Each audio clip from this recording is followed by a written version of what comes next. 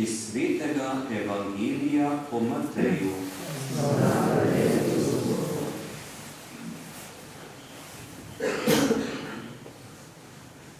Z rojstvom Jezusa Kristusa je bilo takole.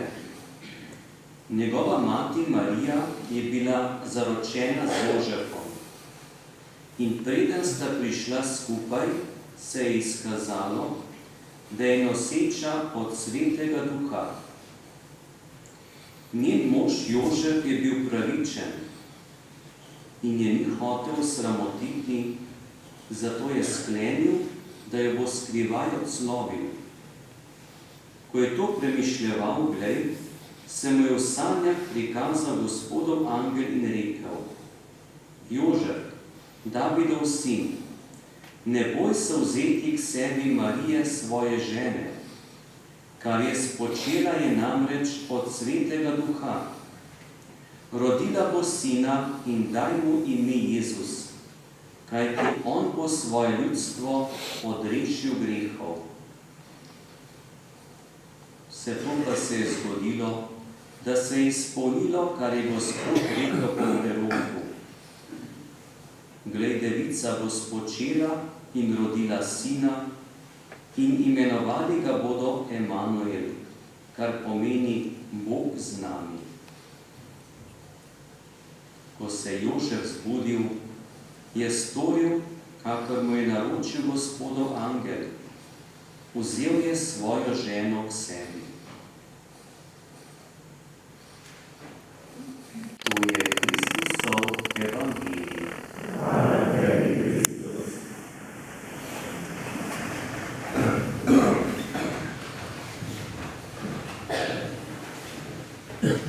V enem času je res velik poudarek na Mariji, Božji materi. Ampak današnja 4. adventna nedelja pa nam pokaže, kako osrednje mesto in kako močno poslanstvo je bilo ob svetem Jožefu. Morda se spomnite tudi kakšnih takih pobožnih pesmi. Sveti Jožef stari, lepo sivo brado ima. To so stvari, ki so take ljudske, ki dejansko so kar zgrešene. Že prvič, če bi bil sveti Jožef stari, nikakor ne bi mogel tako dolge poti iz Nazareta v Jeruzalem, ki je razdalja okoli 160 km. Če bi bil sveti Jožef stari, se tudi ne bi odločil za poroko, ker bi bil že star, ampak je bil mlad. Mlad moški, ki je imel svoje načrte, ki je imel svoje pričakovanja. In prav v tem času zaroke se je iskreno veselil svoje prihodnosti, ker njegova zaročenka Marija je bila res zanj dragocena. In v tem veselju, pričakovanju, oblikovanje svoje življenjske poti, tisti ta glavni človeški načrti, naenkrat v to njegovo življenje udari vest: Marija je noseča. Noseča pa ne zni. Kako je to za mladega moškega lahko tak življenjski udarec, kaj zdaj, kako naprej? In Sveto pismo pravi, ne da je bil Jožef mlad, ne da je bil pošten, ampak da je bil pravičen. Ampak če bi bil sveti Jožef samo človeško pravičen. Veste, naša človeška pravičnost je taka, da vsak dobi tisto, kar je prav in mu pripada. Dostikrat se tudi meri številko, da ni krivica, ko se nekaj deli. In če bi šel po poti pravičnosti, človeške pravičnosti, bi po svoji drži človeške pravičnosti lahko rekel: glejte, ta nosečnost, tukaj ni nič zraven. In kam pripelje ta človeška pravičnost? Po postavi, ki je Mojzesova postava. Stari zavezi, celo zapisano v Svetem pismu. bi Marijo obsodili na smrt. S tem tudi Jezusa, Božjega Sina. Če človek živi samo v človeški pravičnosti, ki je zob za zob, oko za oko, da je vse enako, ta človeška pravičnost vodi v smrt. Jožef je bil pravičen v Božji pravičnosti. Kaj pa bi bila Božja pravičnost? V čem je razlika med Božjo in človeško pravičnostjo? Božja pravičnost temelji na ljubezni. Božja pravičnost temelji na odpuščanju. Je bil Jožef poklican kakšnemu odpuščanju? Tukaj nekako to ne zaznamo. Zaznamo pa, da je Jožefova pravičnost v tako močni ljubezni, da je zmogel pustiti Mariji svobodo. Veste, kakšna ljubezen mladega fanta, ki vso svojo prihodnost postavi v družinsko življenje, človekom, ki mu je najbolj dragocen. In v premišljevanju, to ni trenutek, da bi kar na hitro naredil, v dolgem premišljevanju in težkem premišljevanju, v katerem ne more spregovoriti s človekom, ker je pretežko, ampak svoje notranjosti, kot veren moški,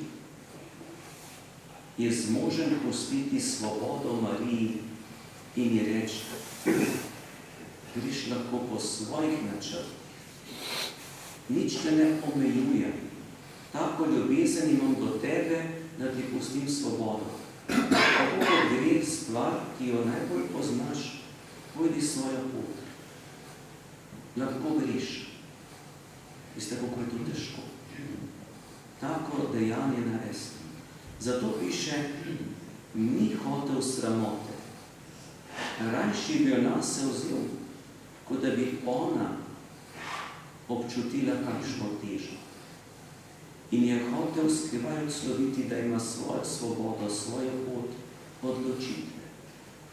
Verjetno Marija njemu ni z besedo razlagala stvari, ker so določene stvari v življenju neizgovorljive, ker nimamo besed. Tudi Marija ni vedela, kakšna bo prihodnost.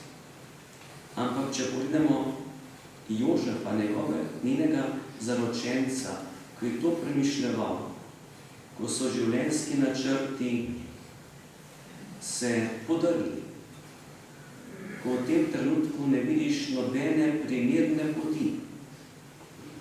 Tukaj pa pride Bog po svojem angelu sprošno, dobesedno sprošno. Kako se je lahko težko predstavljati, da Bog prosi človeka in reče Jožefu, Jožef, ne boj se vzeti k sebi. To, kar imaš ti svoj načrt, svoj človeški, vse je pravi načrt. Izpolni to, vzemi svojo zaročenko k sebi. In na to Božjo prošnjo Jožef odgovori, pa ne s besedo, ampak z dejanjem. Kakšna globoka vera, kakšna usidrenost v Boga. In ko razmišljamo o svetem Jožefu, tukaj se vidi, da je bil res mlad. Zato, ker ko smo starejši, veste, kako nas je starejše že strah narediti korenite spremembe.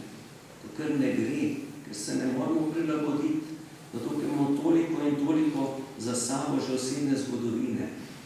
On je bil zmožen v moči vere, pravičnosti in v moči ljubezni narediti korak in je sprejel svojo zaročenko k sebi.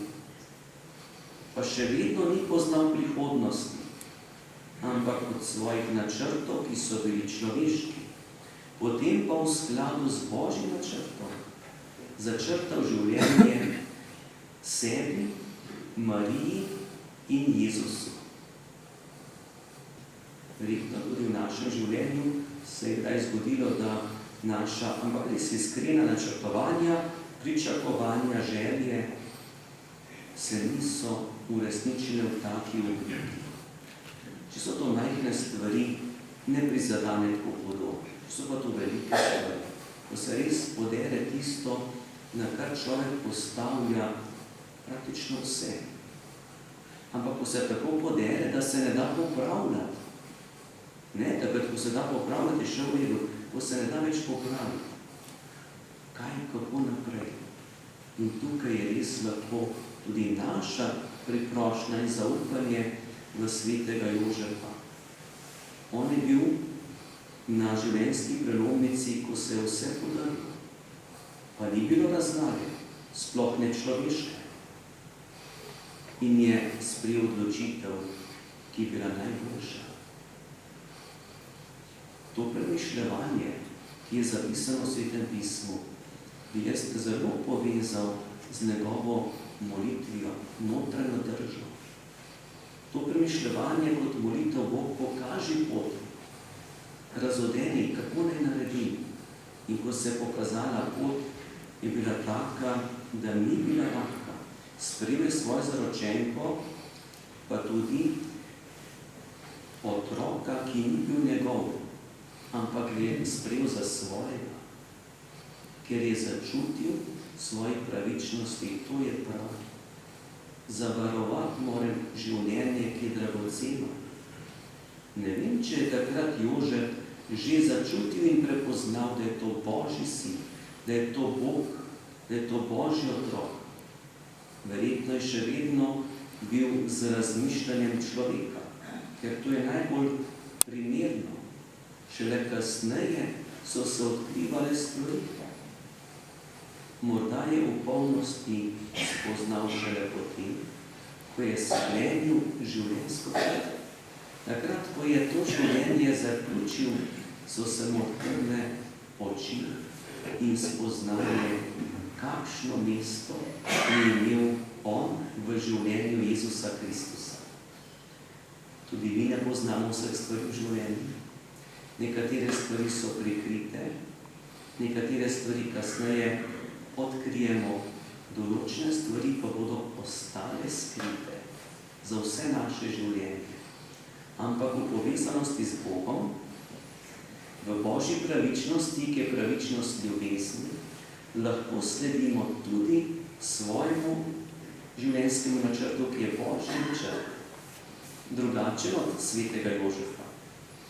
Vsak izmed nas ima svojo življenjsko pot, ki je enkratna, in vsakega človeka Bog vabi na pot svetosti. In božični praznik, rojstvo Kristusa, je povabilo, da bi Bog odprl roke, pridi k meni, zato, ker si vreden svetosti.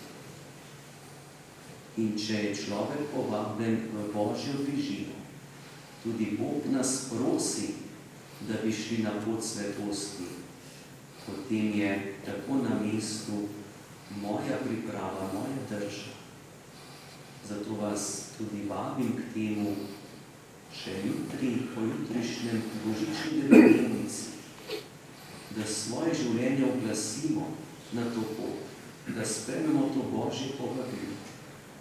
Vabim vas tudi k sveti spovedi, danes popoldan, od 15. ure, od 5. naprej, od 17.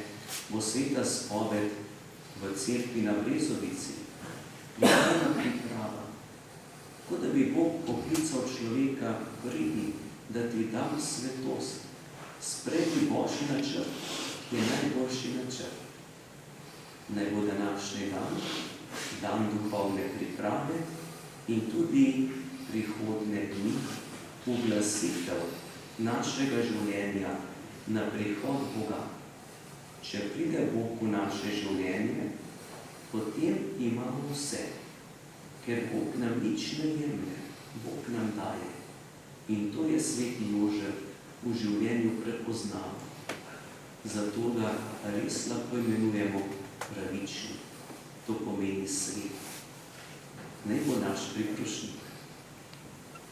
Mi pa tudi skupaj izpovejmo